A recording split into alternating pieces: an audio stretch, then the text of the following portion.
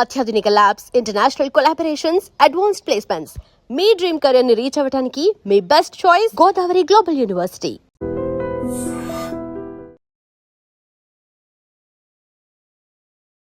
Welcome to iDream. నేను మీ సురేఖ. రోజు రోజుకి క్యాన్సర్ బారిన పడుతున్న పేషెంట్ సంఖ్య పెరుగుతూనే ఉంది. ప్రతి 28 మందిలో ఒక్కరు క్యాన్సర్కి గురవుతున్నారు అనేది రీసెంట్ సర్వీస్ చెప్తూ ఉన్నాయి. అయితే క్యాన్సర్లో రకరకాల క్యాన్సర్స్ ఉన్న సంగతి అందరికీ తెలిసిందే. లంగ్ క్యాన్సర్ ఎక్కువగా చూస్తున్నామని ఆంకాలజిస్టులు చాలామంది చెప్తూ ఉన్నారు. అయితే ఇవాళ మనతో పాటు ఉన్నారు ప్రముఖ radiation oncologist doctor Rammohan Reddy గారు. వారితో మాట్లాడి మరిన్ని విషయాలు తెలుసుకొని లాస్ట్ స్టేజ్ వరకు వెళ్లకుండా ఇనిషియల్ స్టేజ్లోనే మనం గుర్తించి ఎలాంటి జాగ్రత్తలు తీసుకోవాలి అనే విషయం గురించి వాళ్ళు డీటెయిల్గా మాట్లాడదాం. నమస్కారం సార్. నమస్తే సురేఖ. సార్, ఎలా ఉన్నారు సార్? బాగున్నాము సార్. లంగ్ క్యాన్సర్ ఎక్కువగా చూస్తున్నాము, అంటే క్యాన్సర్స్ అన్నిట్లో కూడా లంగ్ క్యాన్సర్ బారిన పడిన పేషెంట్సే ఆంకాలజిస్ట్ దగ్గరికి వస్తున్నారు అనేది చాలా సర్వీస్ చెప్తూ ఉన్నాయి సార్. సో లంగ్ క్యాన్సర్ గురించి ఇవాళ డీటెయిల్గా మాట్లాడదాం. అసలు లంగ్ క్యాన్సర్కి సిమ్టమ్స్ ఎట్లా ఉంటుంది, అసలు లంగ్ క్యాన్సర్ అంటే ఏంటి సార్? ఈరోజు మీరు చెప్పినట్టుగానే ప్రపంచవ్యాప్తంగా చెప్తే అన్నిట్లో నెంబర్ 1గా చెప్పదగిన క్యాన్సర్ లంగ్ క్యాన్సర్ అయిపోయింది. విమెన్లో అయితే ఏమి, మెన్లో అయితే ఏమి, అందరిలో కూడా కామన్, అన్ని దేశాల్లో కామన్ అయిపోయింది. ఉమెన్లో కూడా లంగ్ క్యాన్సర్ కామన్గానే ఉంది. మార్జినల్గా డిఫరెన్స్ ఉమెన్లో కంటే మెన్లో కొంచెం ఎక్కువ. లంగ్ క్యాన్సర్ అంటే ఊపిరితిత్తులకు సంబంధించిన కణజాలంలో ఒక కణం రూపాంతరం చెంది క్యాన్సర్ సెల్గా మారి ఆ సెల్స్ మల్టిప్లై అయ్యి పెద్దవయ్యి గడ్డగానో అల్సర్గానో మారి అవి అక్కడి నుంచి డిసెమినేట్ అయ్యి శరీరంలోని వివిధ భాగాలకు పాకడం, పెద్దవి కావడం, లింఫ్ నోడ్స్కి అవ్వడం, రక్తం ద్వారా వెళ్ళిపోతే బోన్స్కి కానీ లివర్కి కానీ ఇలాంటి దాకా అంతా వెళ్ళడం, ఇవన్నీ అయ్యి అడ్వాన్స్ అవుతుంది క్యాన్సర్. లంగ్ క్యాన్సర్ అంటే లంగ్ కణజాలంలో క్యాన్సర్ సెల్ ఒకటి ఉత్పన్నమయ్యి ఆ క్యాన్సర్ ఉత్పన్నం అవ్వడానికి ఎన్నో కారణాలు ఉన్నాయి. ఉత్పన్నమయ్యి అది అక్కడ క్యాన్సర్గా ఎస్టాబ్లిష్ అయ్యి వివిధ ప్రాంతాలకి పారే గుణమైంది కాబట్టి దీన్ని లంగ్ క్యాన్సర్ అంటాం.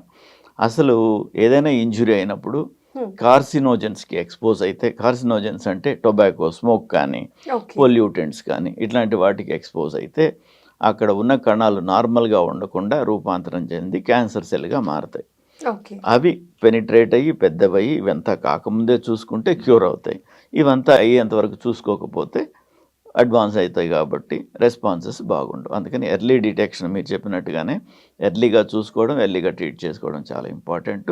లంగ్ కణాల్లో క్యాన్సర్ ట్రాన్స్ఫర్మేషను ఈ కార్సినోజెన్స్, ఈ కారణం, ఈ ఇంజురీ, ఈ రెండింటితో క్లబ్ అయి ఉంటుంది. సార్, ఇప్పుడు మీరు అన్నారు సార్, లైక్ టొబాకోకి ఇలాంటి వాటికి ఎక్స్పోజ్ అయిన వాళ్ళలో లంగ్ క్యాన్సర్ చూస్తూ ఉన్నామని.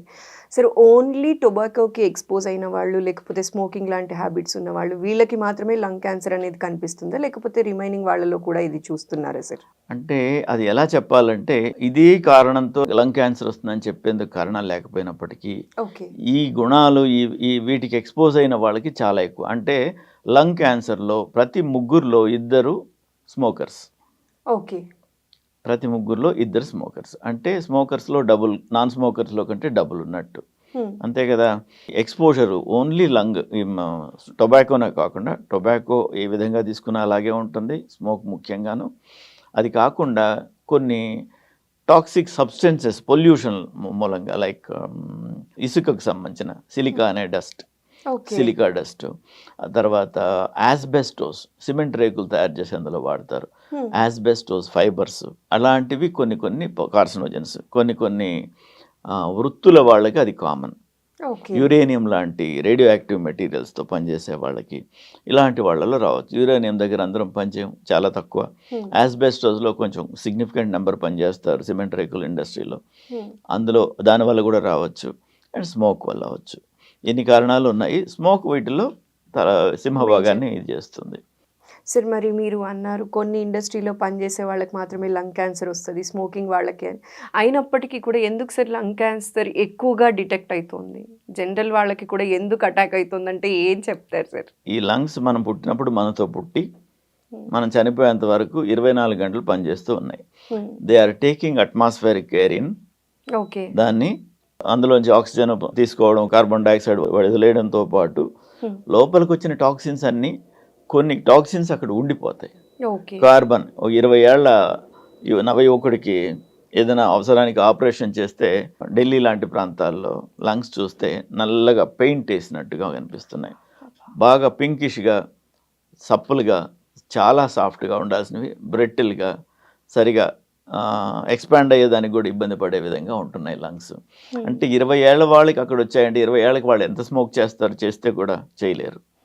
అట్మాస్ఫియర్లోనే ఉంది. వాడు పుట్టినరోజు నుంచి తాగుతున్నట్టే లెక్క స్మోక్. పుట్టినరోజు నుంచి కార్బన్ తీసుకుంటున్నట్టే, పుట్టినరోజు నుంచి అన్ని పొల్యూటెంట్స్ లోపలికి పోతున్నట్టే ఇలాగా. సో మామూలుగా అయితే 60 సంవత్సరాల పైన వాళ్ళకి సర్వసాధారణం. ఈ పొల్యూషన్ మూలంగానే, అట్మాస్ఫియరిక్ వ్యవహారాల మూలంగానే, స్మోక్ మూలంగానే ఈ 30కి 35కే మొదలవుతున్నాయి. ఓకే సార్, లంగ్ క్యాన్సర్ ఉంది అని చెప్పడానికి సిమ్టమ్స్ ఎట్లా కనిపిస్తూ ఉంటుంది సార్ పేషెంట్స్లో? లంగ్ క్యాన్సర్స్లో సిమ్టమ్స్ అనేవి చాలా తక్కువ ఉంటాయి. Okay, to start with early స్టేజెస్లో. పోను ఎక్కువ అవుతాయి. ఎక్కువైనప్పుడు పట్టుకుని మన ప్రయోజనం లేదు. ముందుగానే మనం చూడడానికి ముఖ్యంగా ఒక ఏజ్ తర్వాత ఒక లంగ్ ఎక్స్రే అనేది తీసుకోవాలి. దానిలో కాయిన్ లీషన్స్ అని ఉంటాయి. కాయిన్ లీషన్స్ అంటే ఒక చిన్న డైమ్ సైజ్, చిన్న తెల్ల ప్యాచ్ లాగా కనిపించవచ్చు. ఓకే, దాన్ని చూసుకుని అది ఏంటని ఎవాల్యుయేట్ చేసుకోవడం ఒకటి. That is the best thing what we can do, screening లాగా. తర్వాత సిమ్టమ్స్లోకి వస్తే దగ్గు, change of voice, long standing దగ్గు ఉండడం. దగ్గు తగ్గుతుంది, ఎవరికైనా వస్తుంది, తగ్గుతుంది. తగ్గకుండా సంవత్సరాల తరబడి అలా ఉండడం, నెలల తరబడి అలా ఉండడం. చేంజ్ ఆఫ్ వాయిస్ కూడా అందరికీ వస్తుంది, సోర్ త్రోట్ అదో ఉన్నప్పుడు. అలాంటివి తగ్గిపోకుండా నెలలుగా ఉంటే చూసుకోవడం. తర్వాత దగ్గినప్పుడు తెమడ వస్తుంది కదా, అందులో రక్తం ఉండడం, హిమాప్టైసిస్ అంటాం, అలాగ ఉండడం. దాని తర్వాత డీప్ బ్రీతింగ్ తీసుకునేటప్పుడు నొప్పిగా ఉండడం, బాగా నిండుగా శ్వాస తీసుకునేటప్పుడు ఆ రిబ్స్కి వాటికి తగిలినందువల్ల నొప్పిగా ఉండటం. దాని తర్వాత అది ఇంకెక్కడికైనా పాకిన దానివల్ల వచ్చే గుణాలు ఇంకేంటంటే లివర్కి వెళ్ళింది, జాండీస్ లాంటివి రావచ్చు. బోన్స్కి వెళ్ళింది, విపరీతమైన బోన్ పెయిన్ రావచ్చు. ఇంకెక్కడికైనా బ్రెయిన్కి వెళ్ళింది, హెడ్ ఏక్స్ ఇట్లాంటివన్నీ రావచ్చు. అవన్నీ లేట్ సిమ్టమ్స్.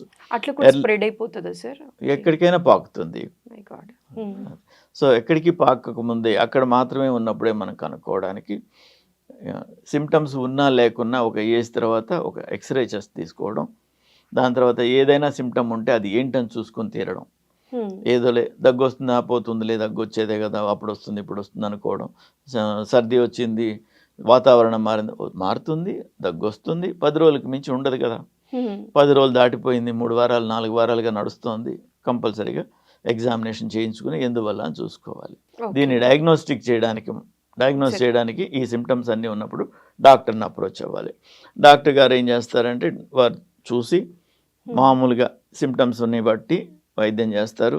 బేసిక్గా అవసరమైన టెస్టులు చేస్తారు, ఎక్స్రే టెస్ట్ లాంటివి. అందులో ఏమి అనుమానం లేకపోతే మామూలు మందులతో పంపిస్తారు. ఒకవేళ అనుమానాస్పదంగా ఉంటే ఎండోస్కోపీ అని ఒక టెస్ట్ చేస్తారు. ఊపిరితిత్తుల లోపలికి సన్నటి ట్యూబ్ను పంపించి ట్యూబ్ ద్వారా డైరెక్ట్గా చూస్తారు లోపల ఏముందని. ఎక్కడైనా గడ్డలాగా కానీ ఎక్కడైనా అల్సర్ లాగా కానీ ఉంటే గమనించి అక్కడి నుంచి బయాప్సీ లాగా తీసుకుని అప్పటికప్పుడే జబ్బు ఉందా లేదా నిర్ధారణ చేయగలుగుతారు. ఒక్కొక్కసారి ట్రేకియా, బ్రాంకస్ అంటారు, ఈ గాలి తీసుకునే ఇవి నాళాలు. ఆ నాళాలు మరీ సన్నగా అయిపోతే ఈ ట్యూబ్ వెళ్ళదు. ఆ చివరగా అంటే peripheral part of the lung అంటాం. లంగ్ ప్యారెంకమాలో కానీ లంగ్ పెరిఫరల్ పార్ట్లో ఉంటే కానీ ఇందులో తెలియదు. అప్పుడు ఎక్స్రే ద్వారానో, సిటీ స్కాన్ ద్వారానో, ఎంఆర్ఐ ద్వారానో చూస్తాం. చూసిన తర్వాత నీడిల్ ఆస్పిరేషన్ సైటాలజీ అనే టెస్ట్ చేస్తాం. అది చేసిన తర్వాత తెలుస్తుంది. ఒక్కొక్కసారి ఇంకా అడ్వాన్స్ అయిపోతే ఊపిరితిత్తుల్లో నుంచి అది నీరుని బయటకు తీసి లంగ్ కంప్రెస్ అయిపోయి, లంగ్ స్పాంజ్ లాగా ఉంటుంది, లంగ్ కంప్రెస్ అయిపోతుంది. ప్లూరల్ ఎఫ్యూషన్ అంటాం. ప్లూరల్ ఫ్లూయిడ్ ఎక్కువైపోయేసి లంగ్స్లో నీరు ఎక్కువయ్యి లంగ్ కుచించుకుపోతుంది. ఒక్కొక్కసారి బ్రాంకస్ అట్లాంటివి బ్లాక్ అయిపోయేసి ఒక లంగ్ పనిచేయకుండా పోతుంది. ఇలాంటివన్నీ చూసుకుని నీడిల్ బయాప్సీ తీసుకుని నిర్ధారణ చేస్తాం వ్యాధి. ఇప్పుడు వచ్చిన latest test like PET CT scan వాటిలతో వైద్యం చేయడానికి కాస్త ముందుగా శరీరంలో ఎక్కడెక్కడ ఉందో అని మొత్తం కూడా మ్యాప్ చేసుకుని ఆబ్జెక్టివ్గా రెస్పాన్స్ని అసెస్ చేయడానికి కూడా అదొక దారి. అలాగే చేసుకుని దాని తర్వాత వైద్యానికి వెళ్తాం. సార్ ట్రీట్మెంట్ ఎట్లా ఉంటుంది సార్ వీళ్ళకి?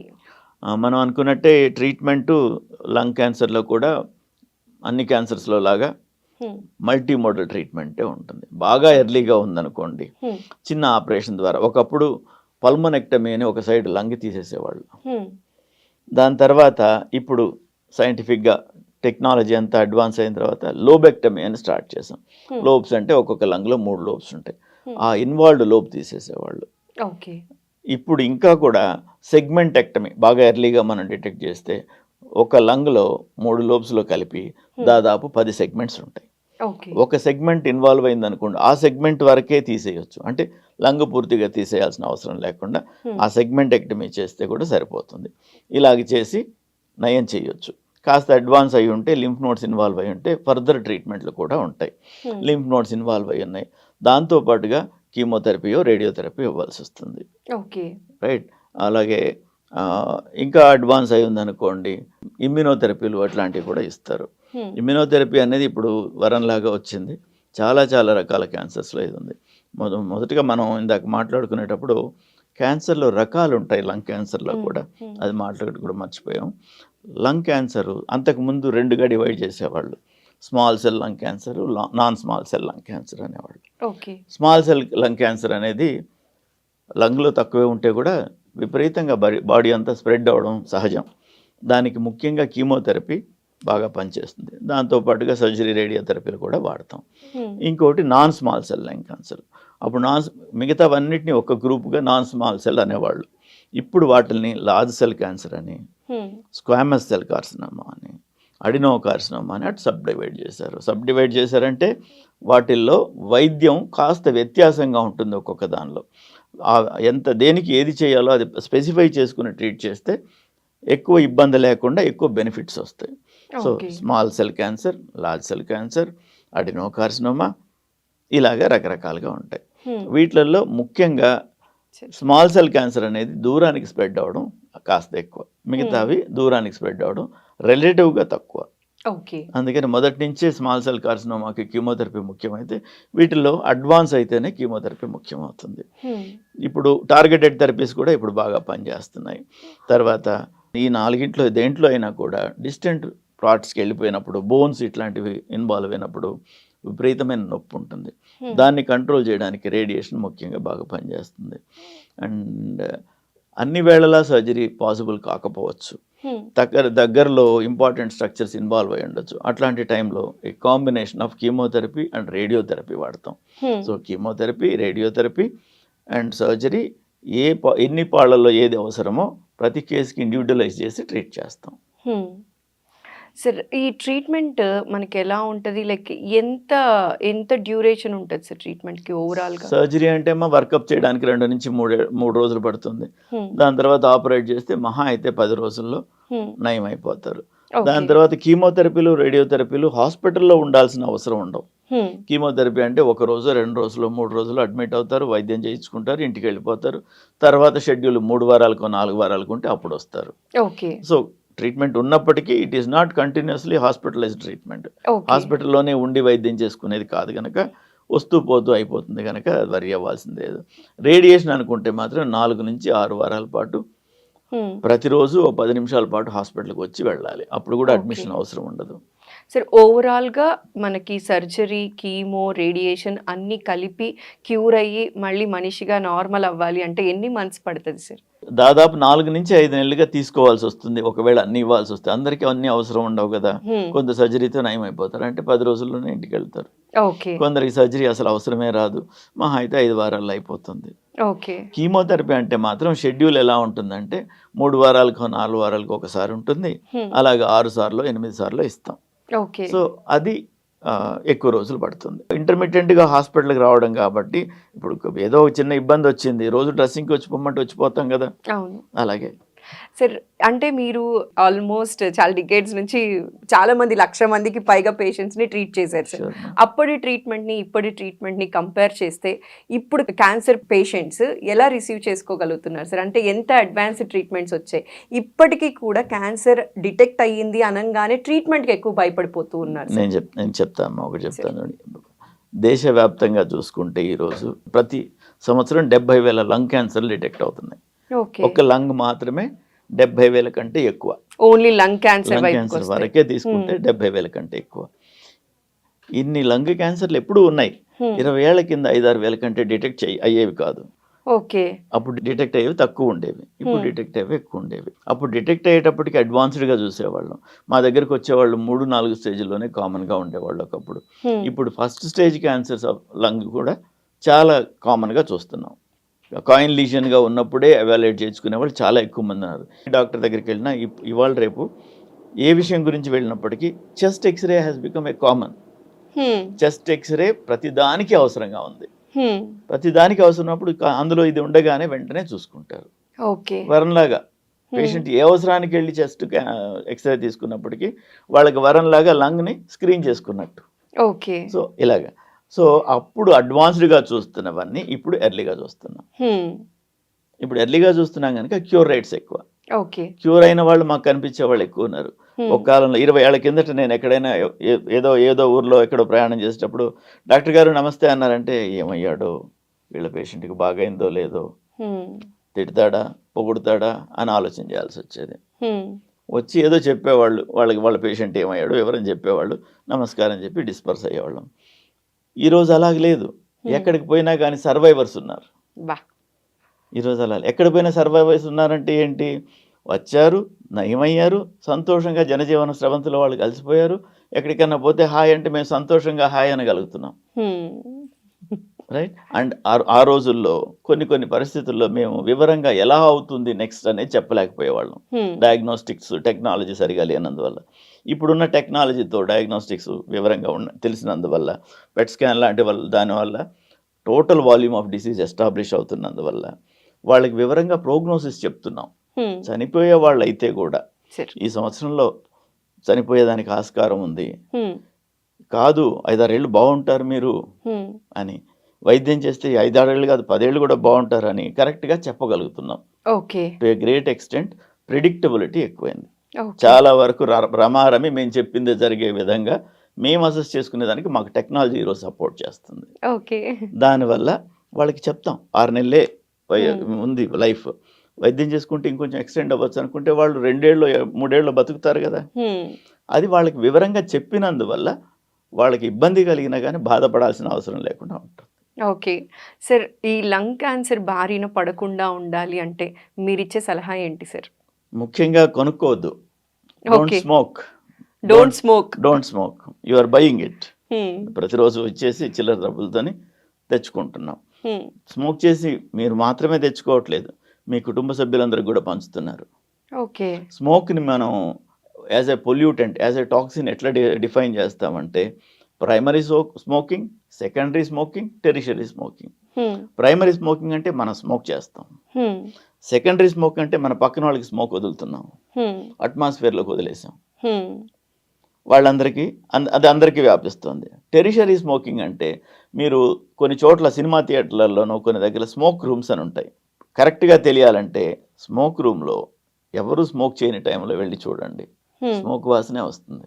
అవును సార్. కారులో ఎవరైనా పొరపాటున స్మోక్ చేస్తే ఆ రోజు కాకుండా కొద్ది రోజుల పాటు స్మోక్ స్మెల్ వస్తుంది. స్మోక్ చేయని వాళ్ళు చూస్తే తెలుస్తుంది ఎందుకని ఉంది. ఎప్పుడో స్మోక్ చేస్తే ఇప్పుడు ఎందుకు ఉంది, గాల్లో పోయింది కదా.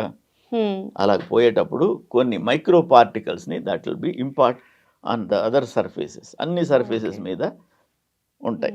అవి ఉంటే ఎప్పుడో ఒకటి డిస్లాడ్జ్ అవుతాయి, తట్టినప్పుడు తుడిచినప్పుడు ఏదో చెప్పినప్పుడు డిస్లాడ్జ్ అవుతాయి. డిస్లాడ్జ్ అయితే మళ్ళీ మన ఊపిరితిత్తుల్లోకి పోతాయి. Primary, secondary, tertiary. Primary smoke చేసేవాడు ఒక్కడే తీసుకుంటే సెకండరీ, టెరిషరీ ప్రతి వాళ్ళు తీసుకుంటున్నారు. స్మోక్ చేయకండి. యాస్బెస్టాస్ ఇండస్ట్రీస్లో అట్లాంటి వాటిల్లో పనిచేసేటప్పుడు మేనేజ్మెంట్ సరైన జాగ్రత్తలు తీసుకోవడం, వీళ్ళు కూడా మాస్క్ లాంటివి వాడి జాగ్రత్తగా ఉండడం ఒకటి. యురేనియం లాంటి వాటిలలో పనిచేసేవాళ్ళు, సిలికా ఇండస్ట్రీలో పనిచేసేవాళ్ళు, వాళ్ళు చెప్పిన ప్రిసైజ్ మాస్కులు వాడుతూ కేర్ఫుల్గా ఉండాలి. రైట్. అట్మాస్ఫియరిక్ పొల్యూషన్ అందరి రెస్పాన్సిబిలిటీ, గవర్నమెంట్స్కి, మనకి, ప్రజలందరికీ ఉన్న రెస్పాన్సిబిలిటీ. అట్మాస్ఫియర్ని పొల్యూట్ చేయకండి, మొక్కల్ని పెంచుకోండి, మంచి గాలిని పీల్చుకోండి. Thank you so much sir. Last time breast cancer గురించి కంప్లీట్ ఇన్ఫర్మేషన్ ఇచ్చారు సార్. ఈసారి లంగ్ క్యాన్సర్ గురించి ఎలా గుర్తించాలి, సిమ్టమ్స్ ఏంటి, ఎలా జాగ్రత్త పడాలి, ట్రీట్మెంట్ ఎలా ఉంటుంది అనే విషయం మా వాళ్ళకి అర్థమయ్యేలా సవివరంగా చెప్పినందుకు, మీ విలువైన సమయాన్ని మా ప్రేక్షకుల కోసం కేటాయించినందుకు మరోసారి ప్రత్యేక ధన్యవాదాలు సార్. నమస్కారం. Thank you. And for more videos, Please subscribe to iDream. Please subscribe to iDream. Please subscribe iDream. And please subscribe to iDream. For more videos, subscribe to iDream. Please like, share and subscribe to the channel. Congratulations, iDream. Subscribe to iDream. Subscribe to iDream. So subscribe to iDream Media. iDream ki iDream team అందరికి huge congratulations. Please subscribe iDream Media. Please subscribe to iDream. Subscribe iDream. Please subscribe to iDream. iDream అంటే నా కళల channel subscribe చేసుకున్న నోరు తిరుగుతలేదు, మీరైతే గంట గుర్తు కొట్టండి. For more such videos, please subscribe to iDream. Subscribe to iDream. Please subscribe to iDream. Please subscribe iDream Media. Please do subscribe to iDream. Please subscribe to iDream Media. For best entertainment and information, please subscribe iDream. And don't forget to subscribe to iDream.